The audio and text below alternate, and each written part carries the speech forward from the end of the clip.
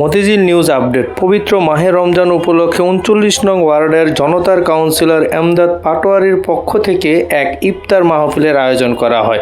অনুষ্ঠানটি অনুষ্ঠিত হয় জয়কালী মন্দির হোটেল সুপারে, যেখানে বিএনপির বিভিন্ন পর্যায়ের নেতাকর্মীরা উপস্থিত ছিলেন।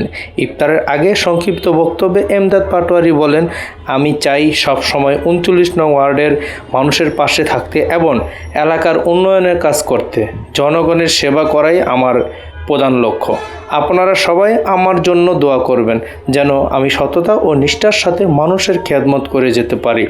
বক্তব্য শেষে দেশ ও জাতি ও এলাকার শান্তি সমৃদ্ধ কামনায় বিশেষ মোনাজাত করা হয়।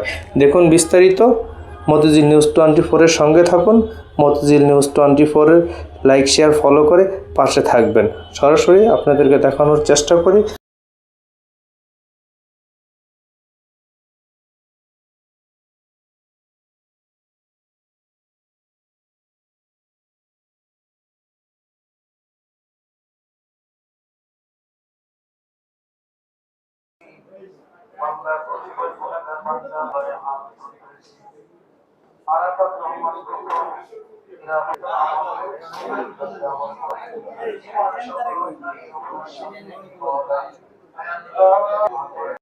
وكفر عنا سيئاتنا وتوفنا مع